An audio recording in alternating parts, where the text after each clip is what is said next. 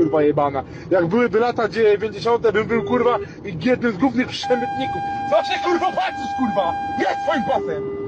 Ja pierdolę, wkurwiałem mnie ci ludzie. Za 3 kilometry. O ty też zamknij! Poland, a country known for their excellent cuisine, the lasting results of communism, for having the least original flag humanly possible, and for being great friends with Russia. And in this video I'll go over every ground vehicle Gaijin could possibly add to War Thunder.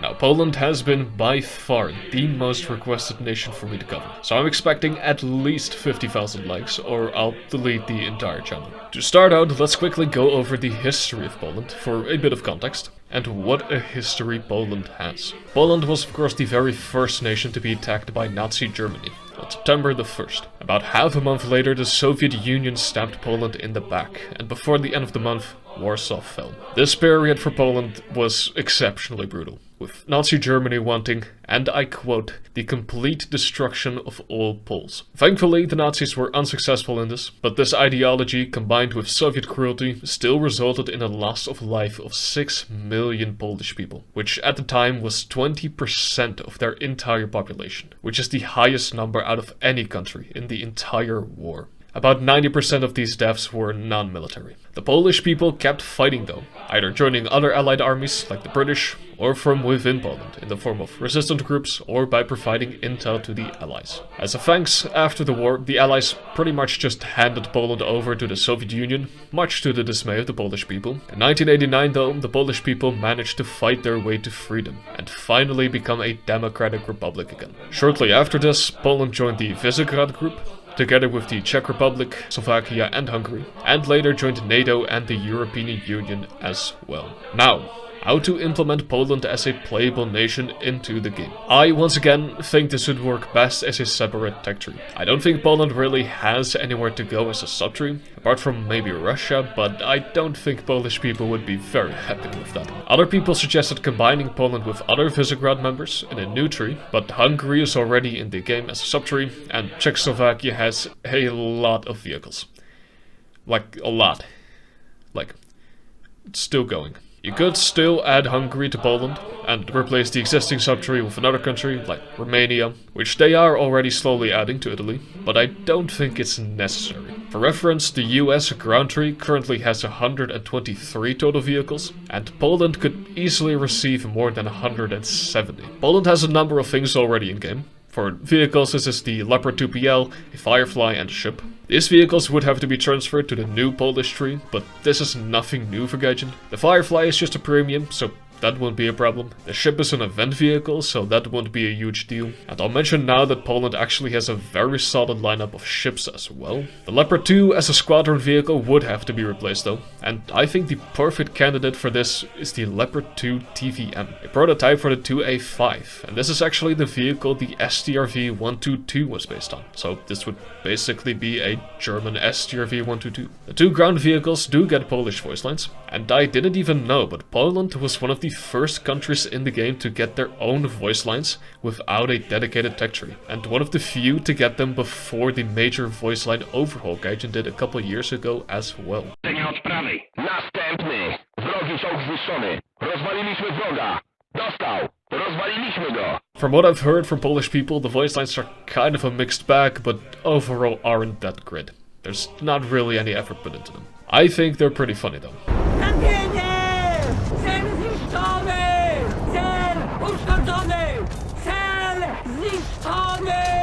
Why do you speak like that? Poland does get a solid lineup of decals actually, like for the 1st Armored Brigade, the 1st Warsaw Armored Brigade, aka the Mermaid of Warsaw, the 14th Polish Armored Brigade, the 4th Heavy Tank Breaching Regiment, the 1st Armored Division emblem, or the Winged Hussars, the 22nd Artillery Supply Company, referencing Wojtek the Bear, for the Polish Air Force, Polish Bomber Squadron, and Polish Fighter Squadron badge. There are also some vehicle-specific decals, the Tadeusz,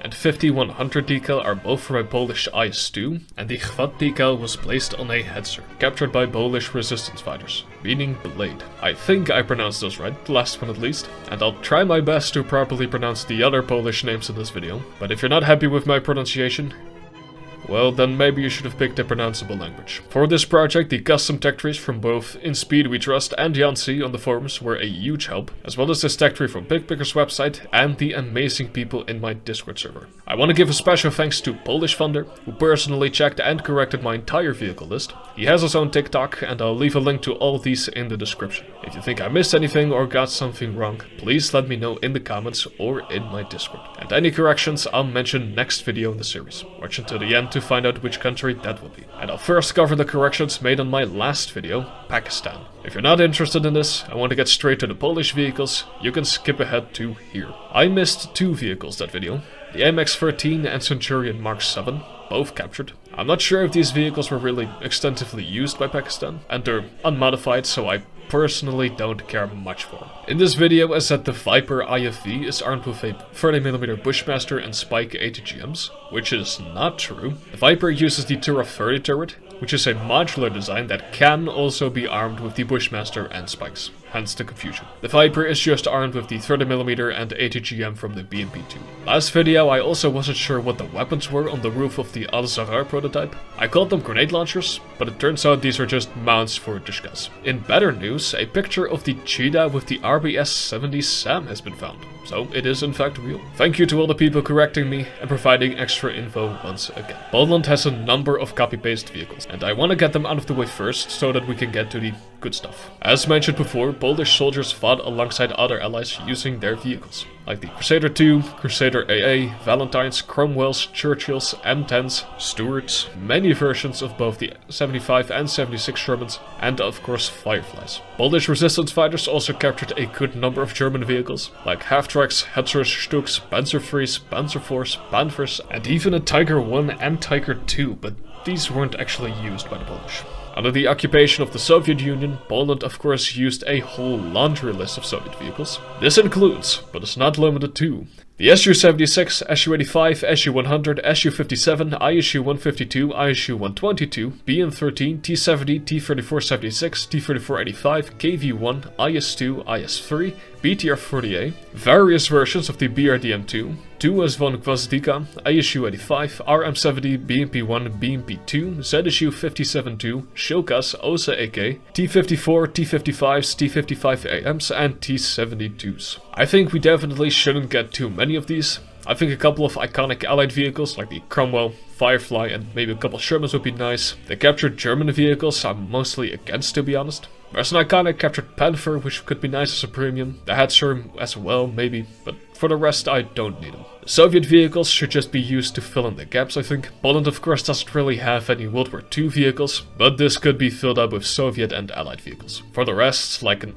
ISU-152, a couple T-34s, an IS-2 or 3, a couple of BRDMs, which we don't really have in the game yet anyway, some BMPs, and the T-55 and T-72 should be more than enough, I think. Now, let's move to the meat of the video. Like I just said, Poland doesn't have much World War II stuff, but for the interwar period they had plenty. The very first tanks were Renault FT-17s, with a top speed of a whopping 7 km per hour, absolutely no armor, and a 37mm Piton gun. This gun is actually already in game, on the H-35 and FCM-36, and might be the worst gun in the entire game. The Polish FTs did have domestic tracks, somewhat improving cross-country mobility, and different suspensions were later also fitted on the FT, but yeah, I'm not entirely sure these would really work in-game. I mean, I say this, but we did literally just get a bunch of World War I tanks, so I don't think it's out of the question, but I doubt it. Later, Poland received a handful of R-35s from France, similar to the one in-game, but still with the old 37mm this time.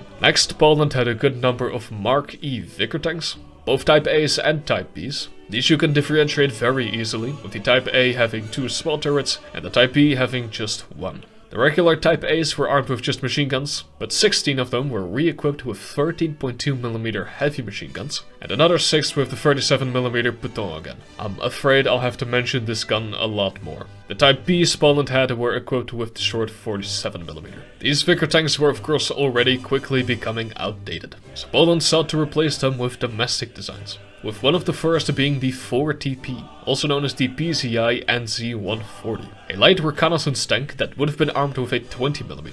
A singular prototype was made and largely completed, though I don't think the 20mm was ever fitted to it. It was never accepted for production, as by the time it could have gotten into full production, it would have already been considered outdated. The PCI NZ130 is a very similar prototype, with a similar chassis and the same 20mm, but now amphibious.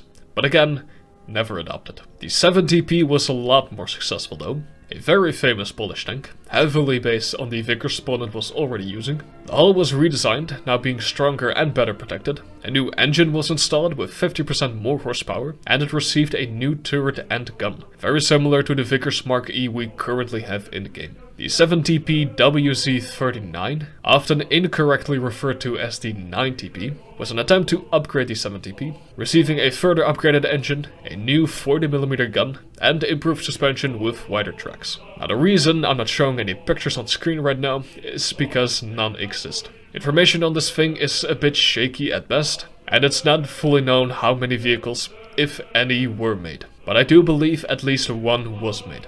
The 10TP is another famous Polish tank, now with photographic proof of existence. One prototype was made based on the Christie suspension. It looks very similar to the Soviet BT, and it can even run without tracks like the BT, but it is a very different design. The one is not a copy of the other. It also keeps the same turret and gun from the 7TP. The 14TP is another vehicle with a lot of misconceptions surrounding it. You will be assaulted with lies and delusion. 14TP was an attempt to modernize the 10TP, getting much increased armor, about 50mm in comparison to the 20mm of the 10TP. It keeps the same gun, but would get a new, stronger engine. Reportedly, the vehicle was about 60% completed, with at least the engine never being installed, but the prototype was destroyed so it wouldn't fall into the hands of the Germans. The WB-10 is a very interesting vehicle. It's a fully domestic design with two prototypes largely made, and would have a 6-pounder gun. No wonder it's called the Polish Bob Simple tank.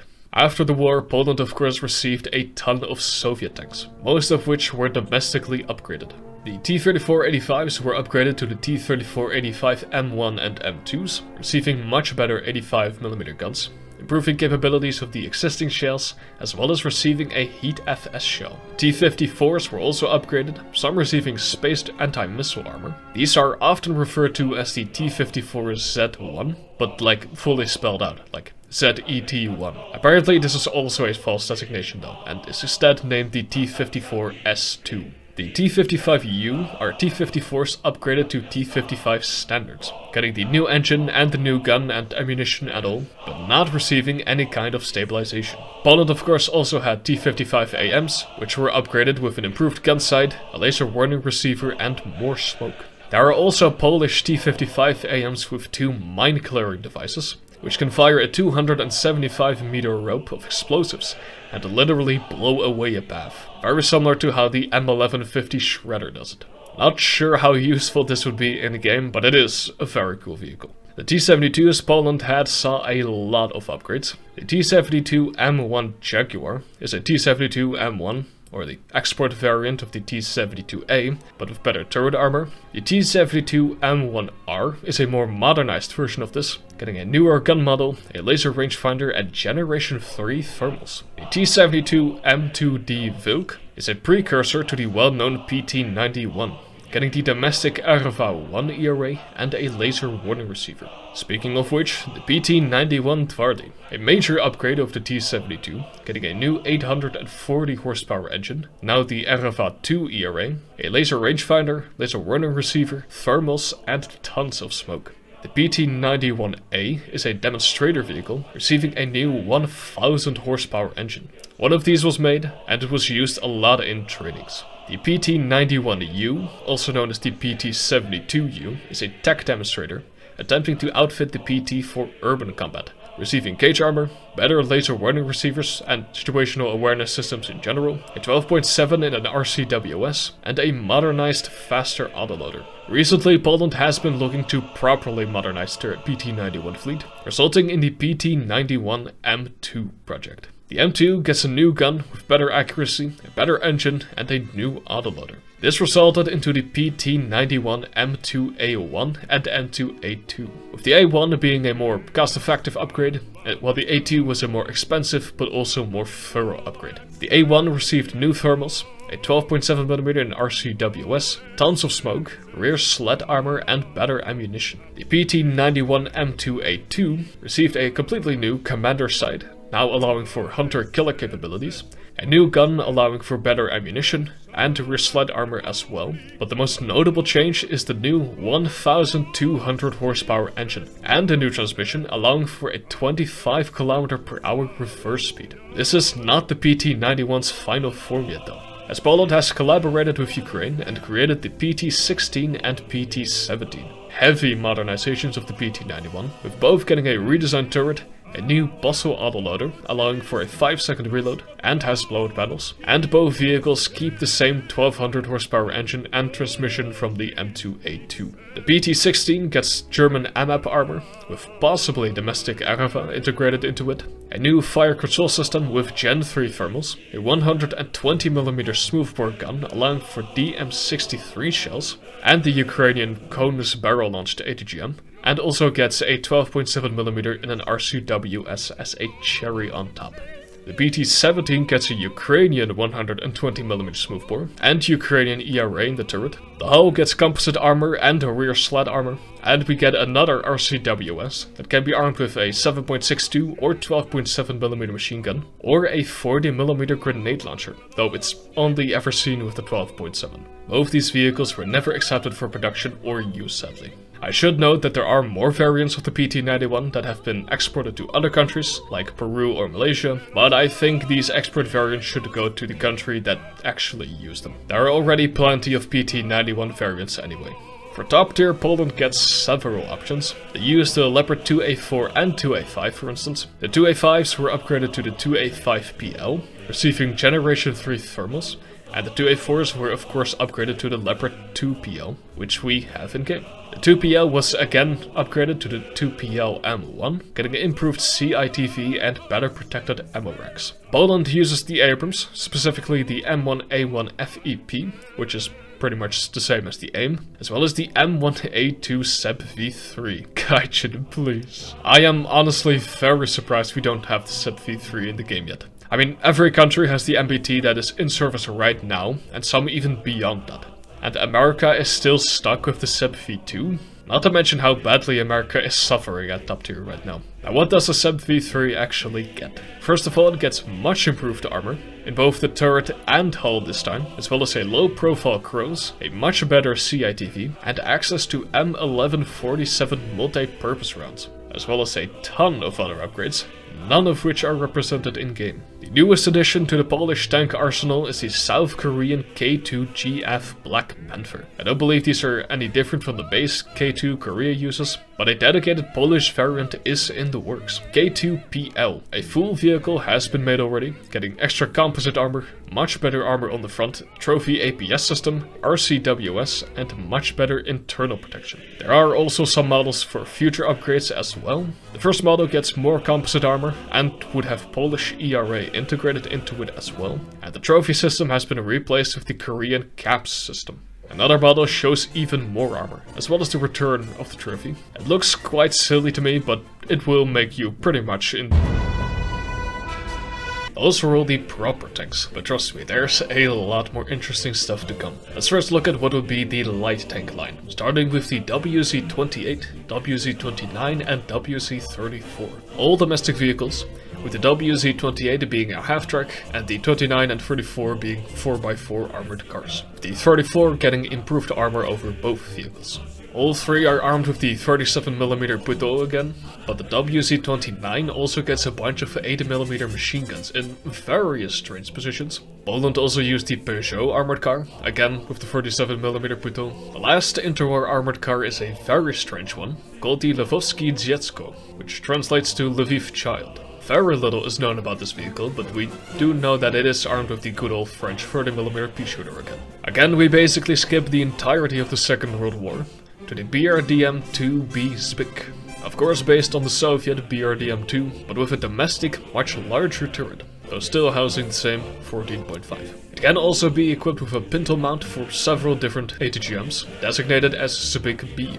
The OT-64 Scott 2A instead takes the turret from the BRDM and mounts it on a new domestic 8x8 hull. Again, the base variant is just armed with the 14.5, but the 2AM variant gets an additional 2 9M14 ATGMs, same as the BMP-1. Poland upgraded their PT-76s to the PT-76BL, getting a roof-mounted Dyshka and a new APTS shell. Moving to the BMP, in Poland renamed to BWP, or the BWP-1 saw several modernizations. First up is the BW-1M Puma, receiving more smoke and a laser warning receiver. The BWR-1D gets new tracks, thermals, and a bunch of other stuff you won't notice in game. The BWR-1S also gets thermals, as well as a laser rangefinder. The BWP-40 is a BWP-1 with a early Swedish CV90-40 turret. The same turret was mounted on the BW-040, now on an MTLB hull. The BWP-95 is a very peculiar vehicle, a prototype with a 73mm recoilless gun and 23mm autocannons. Two very random calibers, all on a new turret with a laser warning receiver and smoke grenades, and it gets additional ERA all over. The KTO Rish E8 is another prototype, this time an 8x8 with the Rheinmetall E8 turret, which is armed with a 30mm, smoke, laser rangefinder and thermals, and I don't know why they made it so ugly. Alright, let's talk about the KTO Rosomak series, i.e. the Patria 8x8 from Finland, which we do have in the game already in the form of the CTCV 105 HP. Poland uses this vehicle a lot and has a lot of variants based on it. The Rosomak M1 is equipped with the Italian Hitfist 30P turret, similar to the one from the Freccia in the game. This one gets a 30mm Bushmaster though, as well as of course smoke, laser rangefinder and Gen 2 thermals. The M1M variant gets extra add-on armor, including cage armor as well. The Rosomak WWO Vilk gets the Cockerel 105 turret, so it's basically the same as the CTCV, just without the long-ass neck. The Rosomak XC8 variant has a 120mm Cockerel turret instead. The ZSSW30 turret was also mounted on the Rosomak, being one of the newest versions. This is a remote-controlled turret, armed with again a 30mm Bushmaster, 2 spikes, and everything else you'd expect in a modern fire control system. The Rosomak L received a mid-life upgrade, receiving better protection and a stronger engine to compensate, and is overall slightly longer. This one has again the ZSSW30 turret. The Scipio is a joint program with Slovakia. It's now armed with the Tura 30 turret, same as the Viper mentioned earlier. So it can be equipped with either NATO or Soviet 30mm and ATGMs, in this case Western. Let's move away from the Rosomak for a bit, though I will mention it more soon. And let's look at more infantry fighting vehicles. These all have the BWP designation as well, but that's because it just means infantry fighting vehicle. These are not related to the BMP, so no more BWP. Okay, one more. The BWP... No, I said no more. The BWP 2000 is a vaguely Soviet-inspired but fully domestic IFV. The suspension looks quite Soviet to me, and it literally uses the engine from the T-72. The turret was also fully domestic, armed with a 60mm quick-firing gun and 2 tows. This thing was also equipped with a couple of Italian turrets, namely the TC-25 turret, which has appeared a couple times in the game, on vehicles like the VBC and Dardo, as well as the T-60-70A turret, which you have in the game in the form of the VCC 8060. This is where the previously mentioned 60mm quick-firing gun comes from as well. These were originally supposed to replace the aging BWPs, but were never accepted. Poland made more light tanks though, like the BWP Anders, armed with a 120mm RCWS, smoke, and good thermals. This one was again fitted with the Hitfist 30P turret, but this time with an additional 2 ATGMs of some kind. The Anders also received the Cockerel 105 turret. Man, this turret is popular. The Anders AIFV was fitted with an unmanned turret armed with a 50mm autocannon. I don't know why Poland uses so many different autocannons. The logistic personnel must be having seizures at this point. The Anders AIFV also gets a double launcher, which can be fitted with either ATGMs or Grom surface-to-air missiles. The Anders is again not in service. The BWP Borsuk is one of the latest and, in my opinion, least aesthetically pleasing designs.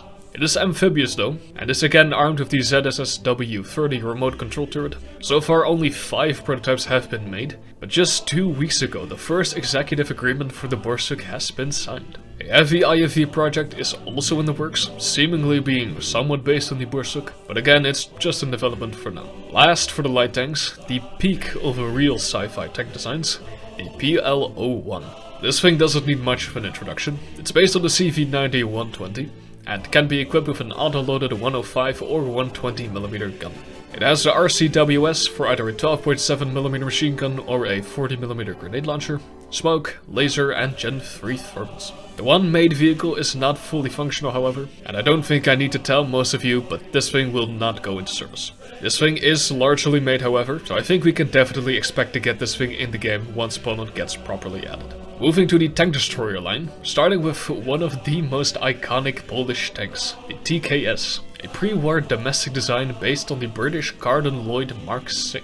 It is armed with a simple 20mm, it is very light with absolutely no armor, and very small. It might even become the smallest tank in the game, maybe even beating the L3, though don't quote me on that. The TKS-D was an open-top, up-gunned version with a 37mm Bofors, with 2 prototypes made. The TKD saw 4 vehicles produced, again open-top, now armed with a 47mm gun. A single test vehicle of the TKS was also equipped with the 37mm Puto, for if you want even more reasons to KYS. Poland also captured a handful of Garford Putilovs, like we just got in-game in the Great War event. The PZI NZ-160 is a case-made prototype built on the same exact chassis as the 4TP, but now with a 37mm Bofors instead of the 20. The WZ-18 is a French Dion Bouton car, armed with a 75mm gun. The BF621L is the very same gun, mounted on a different 4x4. The GAS-69 was a jeep that was equipped with a recoilless rifle, just like I'm pretty sure every single country has done. The same GAS was also equipped with 4 2K15 AGGMs. The UAC-469 is an interesting vehicle. It's again a jeep with a recoilless rifle, but also with 2 9M14Ms bolted to the front. The Tumak 5 is the tow version of the Humvee, which, again, I'm still waiting for it to be added to the US stream. The Yesh is a domestic Hunker Scorpion 3 4x4, which they couldn't really decide what weapons to mount on, so they just said fuck it and took the entire arsenal. It has a 12.7mm KPV heavy machine gun, an AT4 ATGM, a fucking mortar, SA-7 manpads, and handheld RPG-76s. Just pure beauty, honestly. The Ottokar Brzioza program was a program to put missiles on a ground chassis, and there are several designs. There's a BWP-1 with 12 brimstones on it. Pretty much the same system was mounted on an Anders body as well. Obrim made a design based on the South Korean K9 that can carry a variety of missiles. And lastly there's the Buber 3,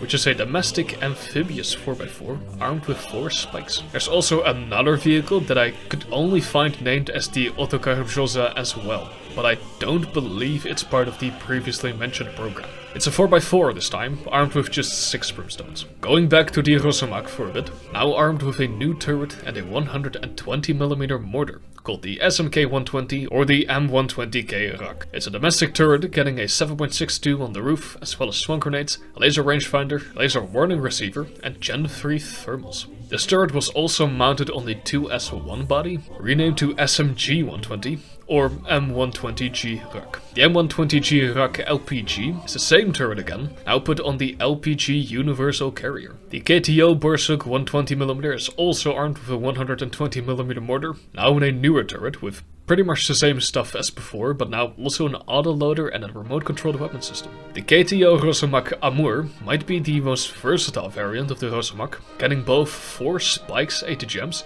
and 4 Grom surface-to-air missiles. There is also a 6x6 baby Rosomak, armed with just 4 spikes. The 2S1 Gwozdika also saw several upgrades in Polish servants, but nothing crazy though. The 2S1M had improved amphibious capabilities, and the 2S1T had better fire control system. The turret of the 2S1 was also mounted on the Star 266 6x6 truck. This is just a trading vehicle, but it is fully functional, so I don't see why this gem couldn't be added. The Ash Krydes is a domestic prototype 6x6, armed with the Israeli Atmos 2155mm gun that was never accepted into service. We don't really have any modern truck howitzers like this, and I don't know how good they would be though, considering they are modern but can't even aim forwards. The Ash Krab, also known as the K9PL, is, you guessed it, a Polish version of the South Korean K9, i.e. the Vidar. The turret is the AS-90M from Britain, also being armed with a new 155mm howitzer and a new roof 12.7 among other minor changes. The prototype of this thing is the same turret mounted on just a T-72 hull, and there is a version of the Krab mounted on the UPNG hull based on the PT-91.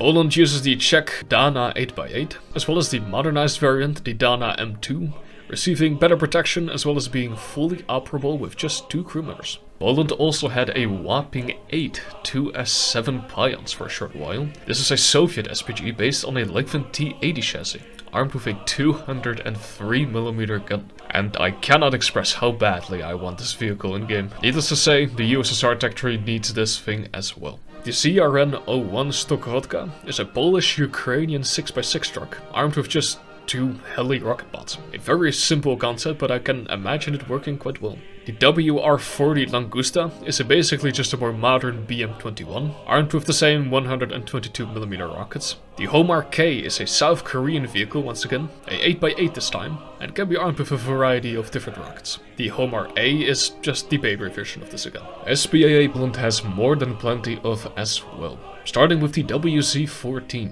a Italian SPA 25C 4x4 truck from Fiat, armed with a Hotchkiss 7.7mm machine gun. The Sokol 1000 is a motorcycle, which would be the first of its kind in-game, and was armed with a WZ-30 7.9mm machine gun. The Rober LO 1800A is an East German truck, and in Poland was armed with the ZPU-2 system, just 2 14.5mm KPVs. The Hibernid is a simple 6x6 truck, armed with the very famous ZU-23-2 system, seen on all those Toyota trucks in the Middle East. The newer version, the Hibernid KG, gets an electric turret reverse and 2 Grom surface-to-air missiles. This system was also mounted on a slightly different chassis, called the SRA Pilica. Next up is a peculiar vehicle, the MTLB-23M Krak, a prototype MTLB armed with a 23mm APC machine gun. And this is far from the only MTLB used for anti-air, like the MTLB T-23-2 Promet.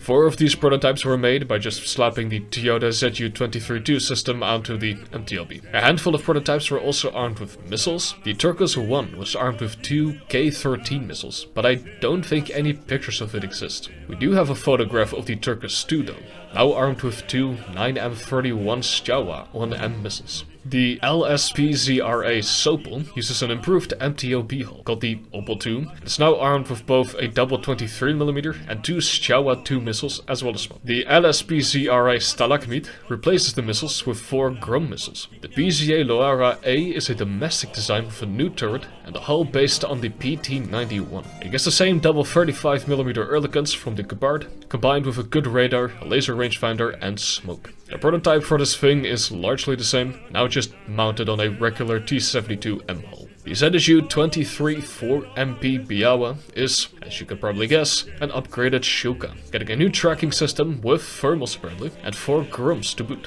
The Kusa is what looks like to be an above average weight golf cart, armed with just 2 Groms. The SPRC Poprat is the big brother of this thing, now using the AMZ Schuber 4x4 as a base, and armed with 4 Groms or the newer Grom M's, also known as the Pioran. It gets 4 extra missiles for reload, and these things have recently been spotted with drone jammers, which would be an absolute blessing for slopping those little mosquitoes out of the sky. The same system with the 4 Groms was also mounted on the BRDM-2 as a prototype, called the Zbik P/R. The BRDM Asrad is a newer prototype, now armed with 4 Stingers instead. The Boober 3 makes a return, now as an anti-air variant, armed with a 30mm, 2 Grom M's and smoke. The OSA AKMs were also upgraded to the OSA AKM P1 Jotvo, getting a modernized launching and targeting system, as well as, again, thermals for some reason. Poland also uses the Soviet 2K12 Coupe, based on the Shilka chassis, but now with 3 fuck-off anti-air missiles. And It's apparently somewhat modernized. The Mala Neru is a very new anti-air system with a very advanced radar and fire control system and is armed with 3 CAM missiles, each having about 25 kilometers range. The SA-35 is a tech demonstrator, placing the naval OCU-35K system on a 6x6 chassis. If we understand it correctly, this is a VSHORAD, or Very Short Range Air Defense System, similar to the Centurion C-RAM, and can shoot down pretty much anything in the sky, like drones and air-to-ground missiles, but it doesn't have a ton of range. Playing a system like this, and just defending the battlefield from incoming missiles and helis and such, sounds like an absolute dream. And I don't think this is out of the question either. I mean, Gaijin did just add an award for shooting down enemy munitions. The next 2 vehicles are part of the same system, and can also be combined with other radar vehicles for much better performance, but I don't think this is necessary per se, especially for the second vehicle. And according to recent leaks, Gaijin is currently experimenting with multi-vehicle anti-air systems anyway, so. The Yelch P662D.43 VSHORAD is a very mobile 6x6 truck armed with the AG-35 35mm autocannon. The second vehicle sees the return of the Rosomak again, now as a VSHORAD as well, also armed with a 35mm, likely based on the OCU 35K mentioned previously. If the SA-35 isn't the VSHORAD system I described it to be, these vehicles certainly are. Before I round off the video, I first want to mention some paper and unfinished vehicles, so people don't have to mention them again and maybe to clear up some confusion. There's the WZ-31, another 6x6 armored car, but just a paper design. The 25TP was a concept for a 25-ton medium tank, but again, never left the drawing board. The BT-94 Gorille is a pretty interesting 90s domestic design, incorporating a 125mm gun, composite armor, and a 60mm mortar. Only a wooden mock-up was made, and it was never adopted due to a lack of funding. There was a design for a next-generation main battle tank developed in 2003. Only some drawings exist, but the turret from the BWP Anders does seem to be heavily based on this design.